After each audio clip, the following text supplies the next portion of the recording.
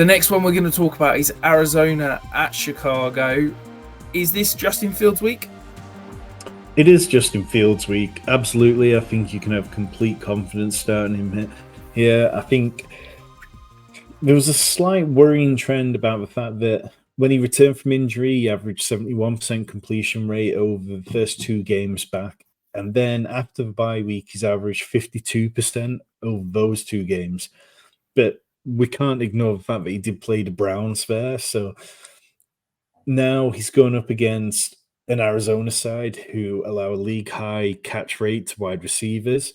They are bottom 3 in both run defense and pass defense DVOA. They allow the 8th most fantasy points to opposing quarterbacks, have given up 23-point games to both Matthew Stafford and Brock Purdy in the last couple of weeks.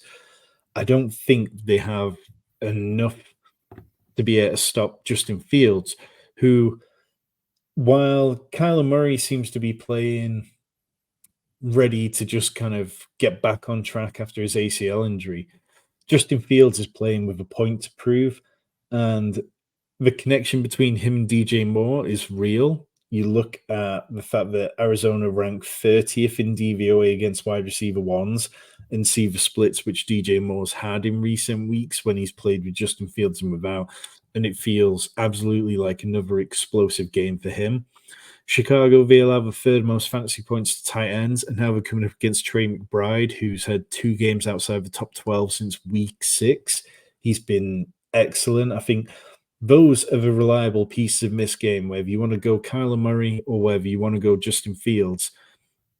I think you have to stack them with DJ Moore and Trey McBride, and that's it. Because Marquise Brown can't get healthy. Over the last 2 weeks, he's had 52% snaps and 32% snaps. He had 3 targets in week 13 for 0 catches. Last week, he had 0 targets. So there is no way you can trust him. The other receiving options outside him, yes, okay, it's fun to take dart throws on Rondale Moore, Michael Wilson, but neither of them have been particularly doing anything. They might just about pay off their salary in DFS, but they're not giving you ceiling outcomes. And then on the Bears side of things, the running back room is now a 3-way committee, which we don't want any part of. Cole Kmet has his usable weeks, and I think he's fine, but I would prefer to play Trey McBride in this game.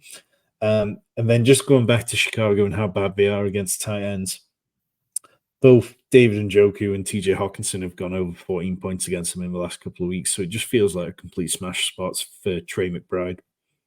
Yeah, Trey McBride, as I tweeted out early in the week, now my Dynasty tight end 1. I'm all about the McBride bandwagon, leading the league in targets per route run at the tight end position and yards per route run. Despite the fact that he's basically hardly scored touchdowns, I think he could be due for some big regression on that side heading into next year. And I think he's, a true fantasy superstar, going to be here for years to come. Stephen's in the chat. Needs to sit one of these. So it's Aaron Jones, Breece Hall, Kyron Williams, Devontae Adams, Cooper Kupp, DK Metcalf. That's sit Devontae Adams for me. Yeah, so Devontae Adams would be the layup one.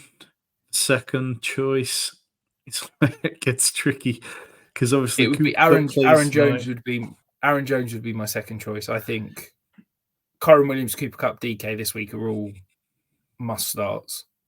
Yeah, I can get on board with that because I think even though I like Aaron Jones and I think he probably scores a touchdown this week, we saw last week, even when he gets volume, sometimes it's not going to produce the biggest fantasy performances, whereas I feel like there's more ceiling with Breece Hall, Kyron Williams, Cooper Kupp, and DK Metcalf.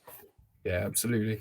And then the next question we've got here from Gabrielle saying, flex 1, Puka, Mixon, Higgins. Oh, it's Puka, hands down, easily. Like, Puka has been yeah. I mean, I like T. Higgins, but Puka and Matthew Stafford are just in beautiful form at the minute. Can I be controversial and say I think I'd lean Joe Mixon here? I think just the great matchup, potential touchdown options. He's been balling the last few weeks. I'd lean Joe Mixon.